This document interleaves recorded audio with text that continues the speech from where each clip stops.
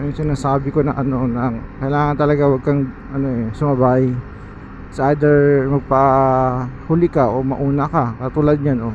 'Di ba, naka signal light siya. Hindi mo alam kung kakaliwa ba siya o kakanan, 'di ba? Malilito ka. So, I assume talaga nakalimutan nyo lang yung signal light. Yun, pinatay nyo na. Akala ko kakaliwa talaga eh. Kalimutan nyo lang pala. Tsaka yun, yung nagsa-cellphone habang nabiyahe, parang off ako dyan sa ganyan. Hindi ko siya, kanyang nalagay ng cellphone talaga sa unahan eh, kasi distraction kasi yan eh while driving, di ba?